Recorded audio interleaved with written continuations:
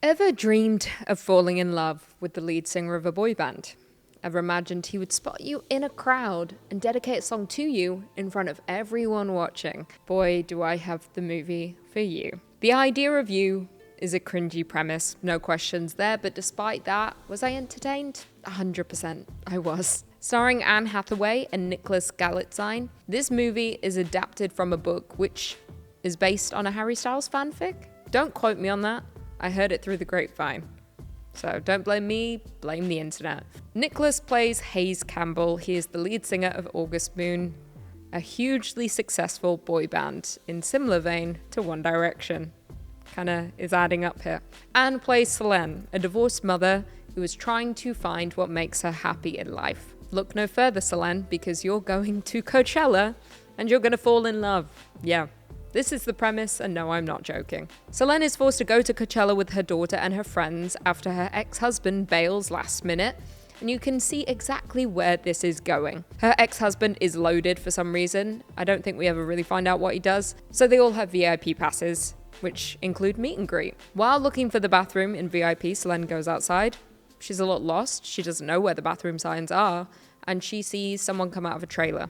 So she goes into that trailer, sees a toilet, even though the environment is very much lived in, goes into the bathroom, and while waiting, someone comes in, and that someone is Hayes Campbell, and he just sits and waits for her to come out. The baffling thing about this scene is that neither seem too embarrassed about what had just taken place. I would be mortified if I had just gone to the bathroom in my favorite singer's dressing room. I wouldn't show my face. I would probably run. But that is also why maybe I would never fall in love with a celebrity, because I would humiliate myself, whereas Selene played it very cool. They hit it off quite quickly, mostly because Selene doesn't care who he is. She humbles him in that way, and if we know anything from fanfic, celebrities love to feel like they're not a star. Most do anyway. I'm sure some want their ego stroked big time. Fast forward, they do a meet and greet, and Hayes even performs a song which he clearly dedicates to Selene. Sparks are flying, the chemistry is palpable. Then he shows up at her art gallery, which starts a chain of events. Crowds of people are outside, making it clear that this man is incredibly successful and beloved by many people. He then proceeds to flash his cash, and he literally buys absolutely everything in Selene's art gallery, which at first really annoys her, as you can imagine, because it just seems like, hey, I'm a celebrity, I've got all this money, I'm gonna buy all your stuff to impress you. But this is art, and she's passionate about it. She doesn't want him to just buy it if he doesn't care about it. But he says he does, so we trust him. She then invites him out for lunch, but he can't just go to any restaurant because he's too famous, so they go to her house, and she makes him a sandwich. So sweet. The situation is escalating, clearly. All it takes now is for him to play the piano in her house. Thank God she has one. Imagine if she didn't. She has a piano, he plays it, she goes over to him, they start making out. And this is where it takes off. It is hot, there is no doubt. Both of these people are incredibly sexy. Anne Hathaway and Nicholas Galitizine, incredibly beautiful people. However, this is where the film takes a turning point for the better, in my opinion anyway, because up until this point, I was skeptical. I thought, oh, can I get through this whole thing? It seems quite a long movie. But this is where it started to get better for me. I started to ship the two. I wanted them to be together. I should state, though, that the two had quite a large age gap.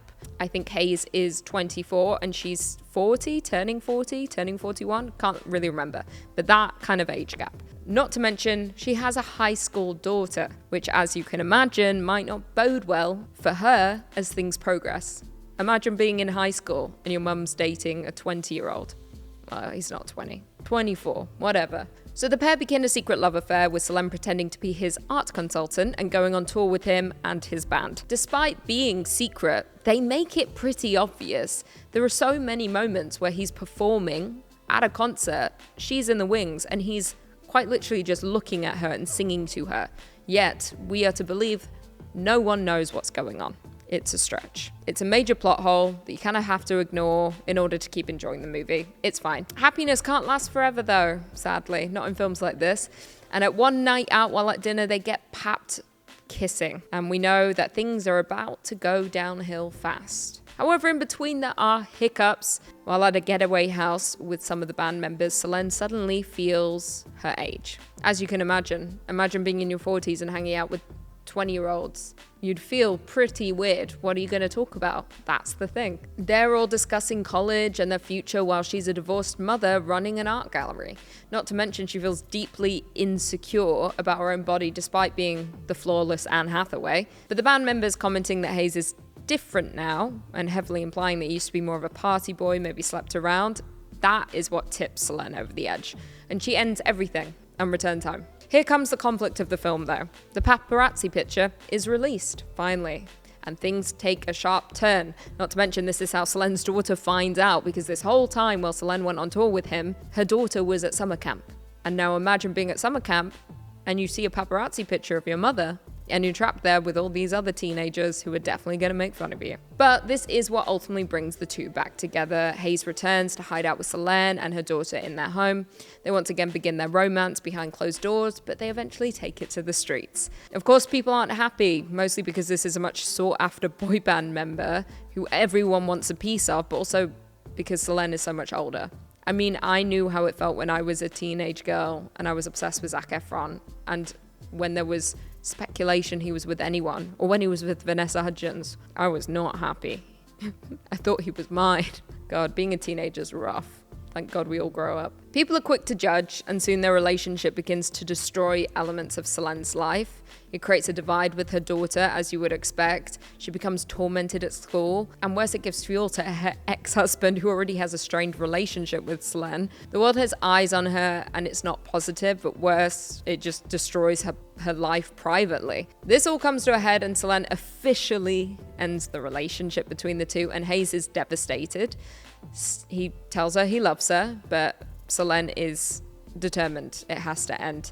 She explains that it's to do with her daughter. She's got to put her first. She's a teenager.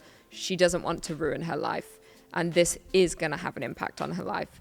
Hayes understands that, but he declares in 5 years, if neither of them have moved on, he's going to come back and he will find her. And he does. We get a flash forward to 5 years later with Selene laying on a couch watching Graham Norton. Graham Norton's in this film. And there is Hayes performing his song and stating that his tour is finished. He will be going to California to see someone special. Who could that be, I wonder? Like how they began this, he shows up to her gallery and we get a great shot of them staring at each other. Hayes now more rugged, facial hair, shaggy hair, and he's aged. They both are staring at each other with tears in their eyes, beaming that their person has come back. And that is the end. Honestly, despite being cringy, this movie did have a big heart, and I felt for them at every stage of their relationship. I began the movie by hating the premise, but by the end, I understood the love for it. The film is one that would be easy to judge, definitely, because the idea of falling in love with a celebrity feels so far out of reach. They're made to seem otherworldly in a way. It's not something we can relate to, but the film does an amazing job of conveying their relationship in a very human way, and we're invested until the very end. But honestly, Anne Hathaway is the selling point here.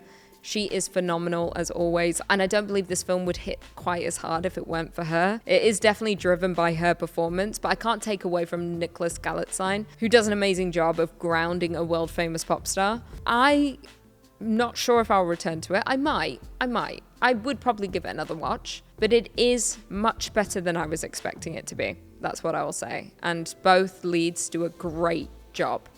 I do believe, though, the film is driven by the actors. If these actors weren't in it, I don't think this would be a good film. So that is my review of The Idea of You. Let me know if you've seen it. Let me know if you intend on seeing it. If you do watch it, drop your review in the comments below. And until then, I will see you in the next video.